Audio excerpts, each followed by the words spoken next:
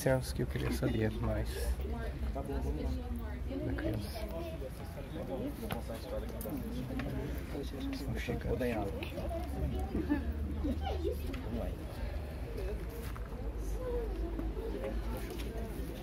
Era só a pessoa que no meu celular.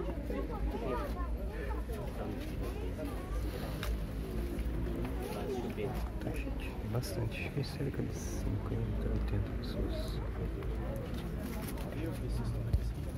Aqui a gente tem a sepultura do Nelson Santana, o Nelsinho, conhecido também aqui como Nelsinho da Chupeta.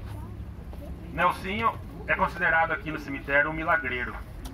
Os milagreiros, muita gente confunde e chama essas pessoas de santos populares, mas os milagreiros são diferentes dos santos populares. Os santos populares a gente pode considerar São Pedro, São João, São Jorge. Esses sim são santos populares, santos com bastante devoção. Os milagreiros do cemitério são pessoas que por algum motivo recebem devotos, recebem orações para atender os pedidos. O caso curioso dos milagreiros do cemitério é que eles agem nas comunidades que eles fazem parte. Por exemplo, é muito difícil alguém do Rio Grande do Sul chegar aqui e pedir um milagre para o Nelsinho, porque o Nelsinho não faz parte da comunidade do Rio Grande do Sul. Então quem pede para o milagreiro normalmente é a comunidade, é quem vive na região. O Nelsinho, segundo a história que contam, ele falece engasgado com uma chupeta. E as pessoas vêm aqui e pedem para que o filho deixe de chupar a chupeta. Tem uma chupeta aqui, uma chupeta lá. Pedem para cura para o filho e tudo mais. Mas aí que a gente, pesquisando a história, a gente vê outra coisa. O Nelsinho morre com 4 anos de idade e não é uma criança pequena como essa escultura. Ele morre com 4 anos, então ele já era um pouco maior. E ele, segundo os livros de registro do cemitério, ele morre de difteria. Só que tem uma coisa na difteria que pode explicar o fato dele morrer engasgado, porque a difteria causa asfixia mecânica. Então ele pode ter morrido asfixiado, e aí levou essa história da chupeta como a formação de milagreiro. Ele recebe, no dia de finados, muitas visitas. Você encontra chocolate, brinquedos, chupetas, mamadeiras e as placas dos ex-votos que as pessoas depositam aqui. E eu falo, funciona, porque eu já deixei minha chupeta aqui e funciona. Então, só uma coisa sobre o milagreiro, que eu adoro esse tema, a razão da existência dos milagreiros, na maioria das vezes, às vezes é porque são pessoas beneméritas e aí você cria uma cultura de culto à pessoa que é benemérita, que ajudou todo mundo, então era uma pessoa muito boa. Mas normalmente, milagreiro decorre de mortes traumáticas, de mortes que geram comoção. Então, aqui o Nelsinho deve ter sido isso, uma criança. A morte de uma criança sempre mobiliza muito a comunidade, é por isso que provavelmente iniciou-se as peregrinações aqui para o Nelsinho. E também existem milagreiros que são bandidos. Então tem pessoas que na vida, enquanto vivos, eram bandidos, mas que a sociedade dizem que ele se arrependeu no momento de morte e que ele então volta para ajudar as pessoas. Lembra um pouco a história de São Dimas, né? Que estava na cruz com Jesus e se arrependeu dos pecados. Ele era considerado um bandido e se arrepende, então é um pouco disso. Então existem bandidos, existem cangaceiros, enfim, é uma gama gigantesca de milagreiros. Quase todo cemitério tem um milagreiro, só procurar. Aqui a gente tem 3 conhecidos.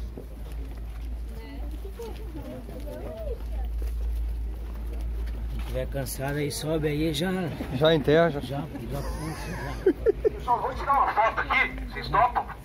Dá? Aqui, ó, a gente se junta aqui, pega essas... Voltando de mais história, cadê as histórias de assombração? Então, tem uma história que eu acho muito legal aqui de Piracicaba, porque vocês viram, eu já contei a história do Turco Come Criança, que pro resto do mundo é o homem do saco, mas que tem uma característica muito particular da cidade.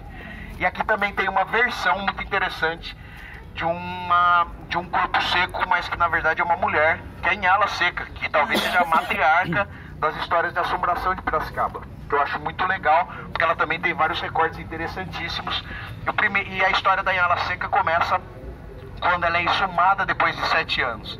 E é muito doido quando a gente começa a estudar um pouquinho mais sobre o processo de sepultamento. E por que 7 anos? Porque normalmente era o tempo em que você podia exumar alguém para retirar o osso para reutilizar o jazigo, né? 7 anos é tempo suficiente para você decompor o corpo da pessoa. E quando retiraram a Inhala Seca depois de 7 anos do chão, ela estava incorrupta. Esse é o nome que se dá para quando o corpo não foi consumido. Isso acontece de vez em quando. O corpo fica ali e parece que não foi consumido. Tudo bem, tiraram ela, falando, poxa, que coisa interessante, por que ela não foi decomposta, né? Será que essa mulher tem alguma coisa especial? Isso acontece muito com milagreiros. Tem muito milagreiro. Bento do Portão, por exemplo, em São Paulo, era um morador de rua que era um rezador e ele foi desenterrado e ele estava também corrupto. E vários outros milagreiros do cemitério acontecem isso. E todo mundo no primeiro momento falou, poxa, acho que a Inhala Seca, não chamava Inhala ainda, acho que ela é uma santa, pode ser uma santa. Enterraram ela de novo. 5 anos depois desenterraram ela, ela estava incorrupta ainda. Muito bem. Decidiu-se fazer uma capela para ela e a gente está falando isso tudo onde fica a escola Moleque de Barro, que era o primeiro cemitério que o primeiro cemitério de Piracicaba. Muito bem. Tiraram ela debaixo da terra, colocaram ela num cantinho. Quando eles preparavam um lugar novo para ela, uma capela bacana, o que aconteceu? A Inhala Seca meteu o pé no mato. Foi embora pro mato, sumiu, ninguém achou mais o corpo, ninguém achou números, porque um homem que estava trabalhando lá pros lados do bong encontrou, estava trabalhando, olhou para uma figueira, grande figueira, e ela estava lá, a Inhala. Ela tinha um zoião amarelo, unha muito comprida, aquele cabelo comprido de fundo que continua crescendo, as unhas muito compridas. E ela olhou para ele saiu correndo, lógico, e ele falou que ela tinha um grito ensurdecedor. Outras aparições da Inhala continuaram ocorrendo. Vocês viram que eu falei que ela é uma versão do corpo seco. Por quê? Porque alguns tropeiros encontravam com ela nas picadas. E algumas pessoas chegaram a ter um contato com ela e se comunicaram com ela. E quando elas se comunicavam com a Inhala Seca, a Inhala pedia para levá-la até Bom Jesus de Pirapora, porque ela tinha um tesouro escondido lá. Lógico, ninguém nunca deu carona para ela, e ela saía gritando cada vez que o cara se mandava. A Inhala também, ela chegou a perseguir algumas pessoas aqui perto da cidade, principalmente grupos de mulheres que trabalhavam nas empresas têxteis aqui perto. Ela fazia, então, todas as mulheres numa época andavam juntas, saíam juntas, porque a Inhala dava umas carreiras na mulherada. E eu acho essa história sensacional, porque essa história, principalmente de pedir para levar até Bom Jesus de Pirapora para buscar o tesouro, é muito parecido com as versões, ou a versão original do Corpo Seco de Guaratinguetá. Porque o Corpo Seco de Guaratinguetá, que é um homem, e quando ele aborda alguém, ele pede para levar até Aparecida. Quem consegue levar a Aparecida, a maldição dele está encerrada, e ele diz também, ele promete um tesouro. Lógico, tem Corpo Seco até hoje, porque ninguém teve coragem de levar. Agora tem Uber, né? Agora eu não sei, já levaram. Se no cavalo ninguém levou. Uber mortos.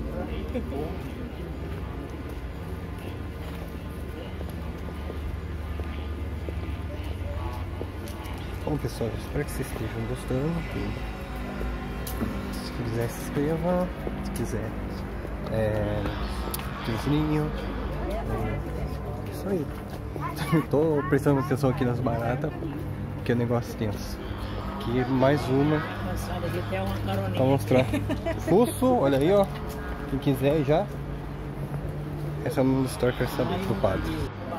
Apenas aqui.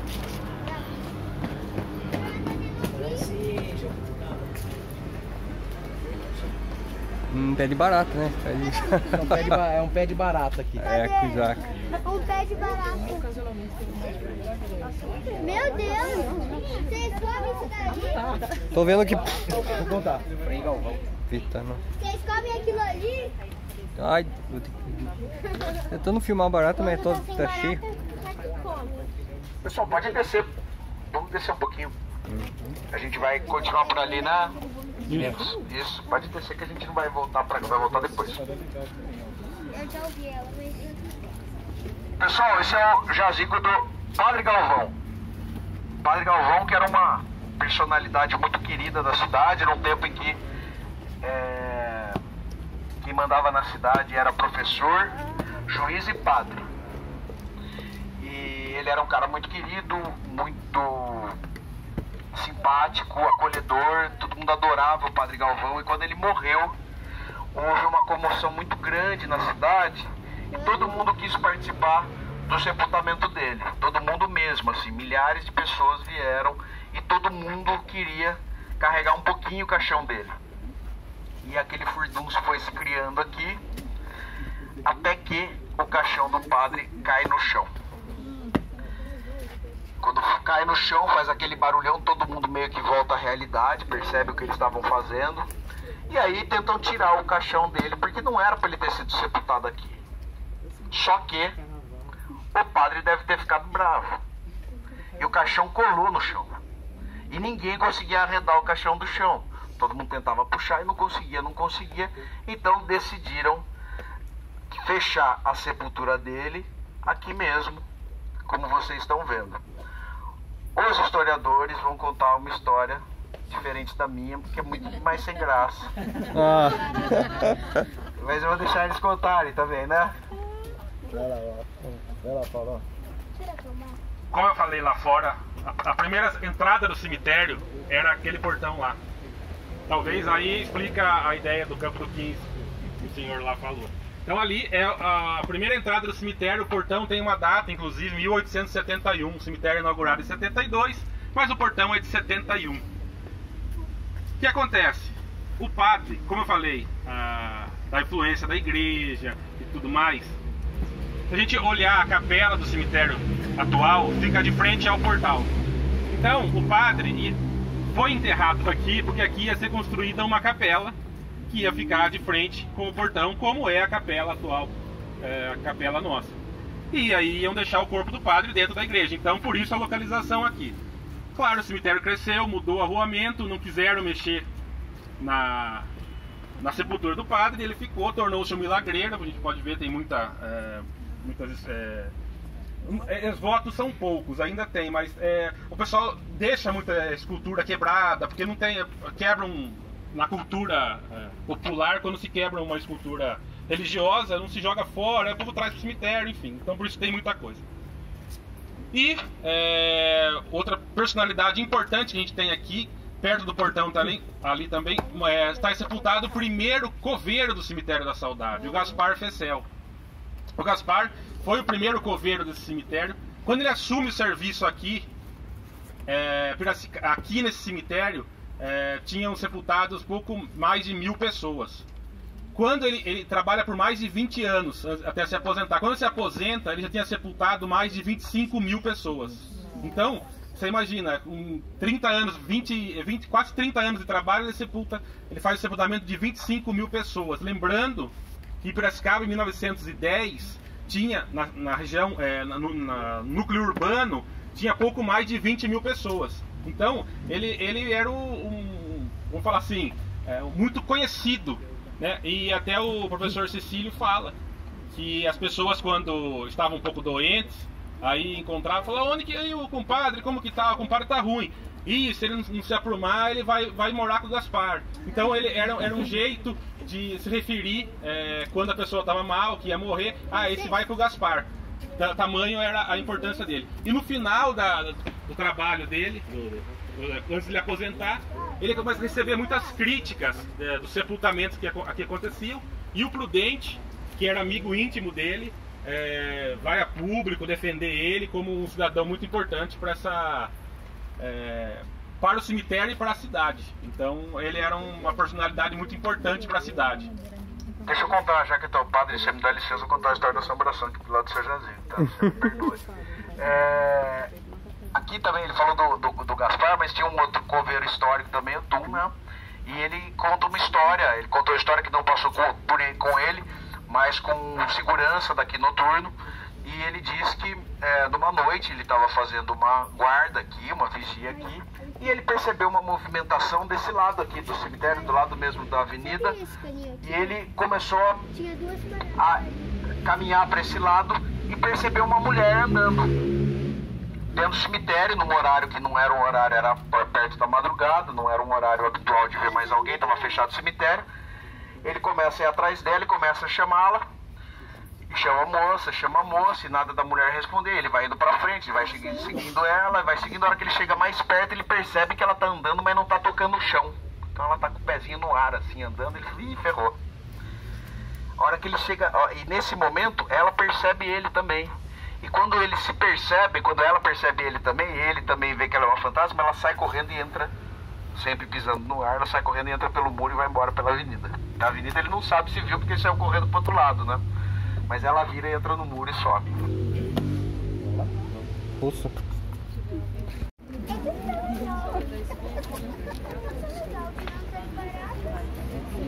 Tirando as baratas, você acha legal? Não fica nem sabendo outra coisa. Mas você já viu um lá, né? Eu já vi dois. Dois?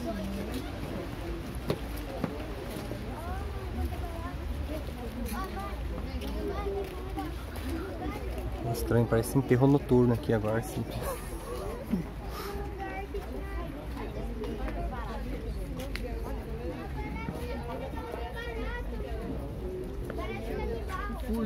Fogo, furto de placa, isso assim, matança. Nossos dois primeiros presidentes da República são militares, né? Generais do Exército. O Prudente, além de ser o primeiro civil, também é o primeiro a ser eleito através do voto direto. Então, a primeira vez que houve eleição no Brasil para um presidente, quem ganhou foi o Prudente de Moraes. Então, o Prudente, ele é ituano de nascimento, né? Nasceu em Itu, só que morou a vida inteira aqui em Piracicaba. Então, ele fez toda a carreira política aqui em Piracicaba.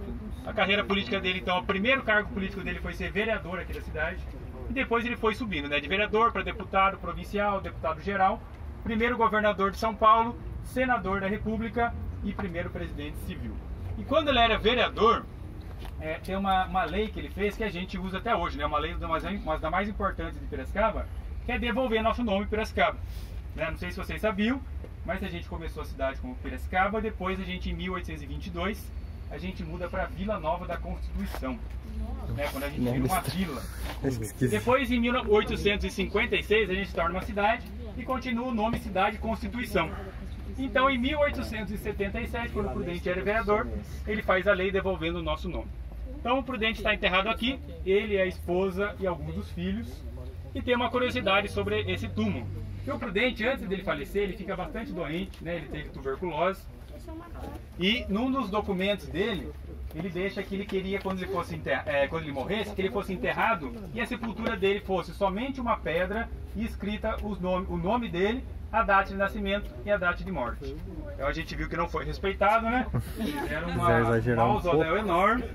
E tem outra curiosidade também que dizem, e como ele era maçom, né, os políticos dessa época, a maioria eram maçons, né, principalmente os que fizeram a República no Brasil, que a maçonaria ficou encarregada do sepultamento dele, então o corpo dele está embalsamado, né, e está intacto aqui na sepultura.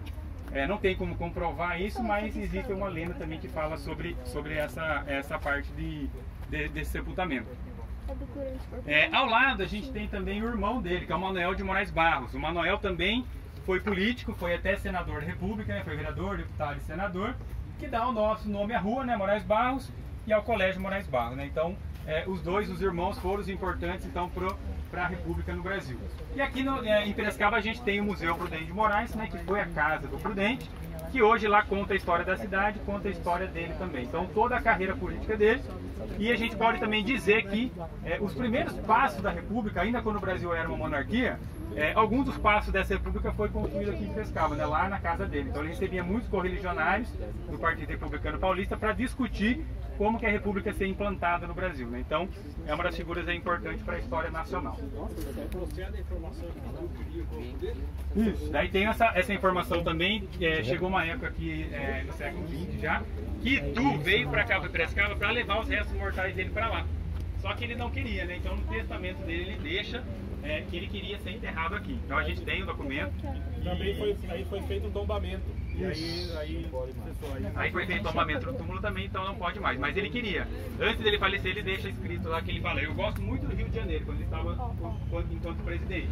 Mas eu prefiro ainda mais o meu estado e queria ser enterrado em Piracicaba. Então ele sempre fez toda a vida dele aqui, então ele foi sem levar o corpo dele mesmo. O túmulo fosse lá então.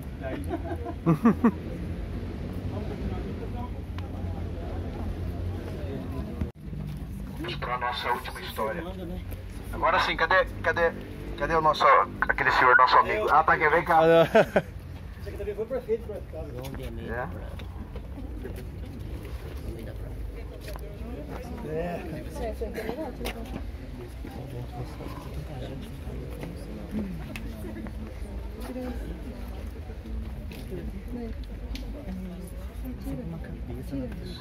Você sabe, Paulo, eu acho que eu te falei, né? O escultor Bernardelli é o mesmo, dessa estátua muito bonita, muito realista, é o mesmo escultor da imagem do José Bonifácio em Santos. Eu te mandei a foto, né? Enfim, pra vocês terem ideia de como é prestigiado o cemitério, né? Mas a história nossa aqui, a gente vai se restringir à história, a lenda urbana, tá? Então, a história que contam daqui, que o senhor já começou a contar, é que esse livro que está no chão, que é o jazigo do João de Almeida Prado, né? Que era genealogista. E esse livro, o pessoal diz que às vezes ele está aqui, às vezes está na mão dele. Ninguém sabe porque um dia a gente veio e uma criança deu uma solução que tem a ver com essa outra informação que eu vou dar para vocês. Porque ali naquela plaquinha, em alguns lugares, está escrito que pede-se não pôr velas acesas ou apagadas, nenhum tipo de vela. E a criança, ela, obviamente, com o seu pragmatismo, ela entendeu exatamente o porquê que a vela, ele pega de vez em quando o livro na mão, porque se alguém coloca uma vela acesa, pode pegar fogo no livro, então ele pega o livro para não pegar fogo. Mas tem uma história que eu acho mais interessante, que dizem que não é para acender vela para ele, porque quem acende vela para ele leva o espírito dele para casa junto. Ih, rapaz. Quem tá carente, não recomendo, tá? Carente, tá andando muito sozinho. Tem outro que fica um mês sem pagar uma conta que o pessoal liga, mas não acende vela aqui pra ele pra resolver o problema da carência. Mas essa história, a última história sobrenatural que a gente tem aqui, e se um dia vocês conseguirem flagrar o livro na mão dele, tira uma foto pra gente, que até hoje ninguém tirou. Ninguém só viram, só tem testemunho ocular. E essa escultura é do Rodolfo Bernardelli, que era professor da Escola de Belas Artes do Rio de Janeiro. E o João de Almeida Prado, muita gente fala que ele era uma pessoa muito má, que tinha essa coisa da vela, tal, que era uma pessoa muito má. E não é isso. Ele era um genealogista. Esse livro aqui, o bisavô dele era conhecido como Coluna de Itu, foi um dos governadores, isso lá por 1600 e lá vai pedrada. Então ele estudava genealogia, então ele conhecia as origens da família. O livro a gente pode ver família Cunha de Abreu, aí tem todo o brasão da família, a linhagem da família. Então ele era muito estudioso. E as pessoas erroneamente vêm e falam que ele era uma pessoa que era um escravocrata, que batia nas pessoas, enfim. E não é isso. Ele era um genealogista, ele optou por deixar na sua sepultura a sua escultura em tamanho real, construída pelo Bernardelli, esculpida, foi fundida pela Fundição Cavilha no Rio de Janeiro, quer dizer, foi feita no Rio de Janeiro, vem pra cá. Então é uma personalidade, é um cara estudioso da cidade e tem essa lenda aí que... E a minha explicação para a lenda é o seguinte: quando as pessoas visitam o cemitério, normalmente elas entram tristes, porque quando vêm ao cemitério, dificilmente vêm para apreciar a arte, para apreciar a história. Elas vêm para um sepultamento, então elas passam por aqui e nem reparam na estátua.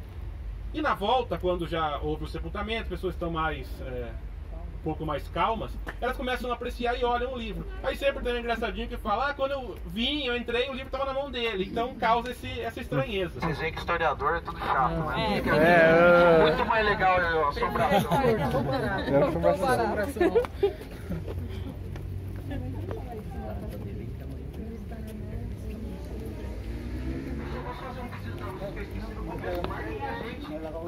Veremos.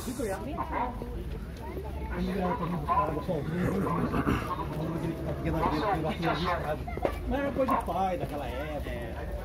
Acredito que foi ditado esse papel assim, na cabeça, né? Porque hoje ele não pode mais.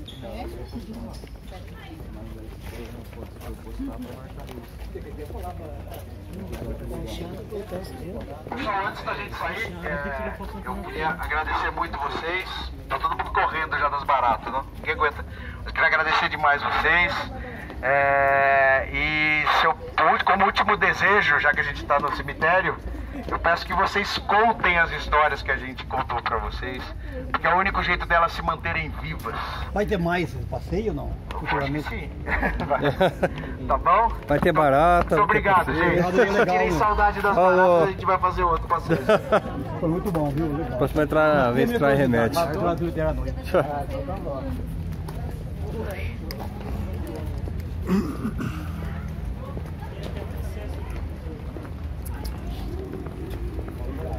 Isso aí. Vai ter outra turma agora, não vai? Vai. Aí.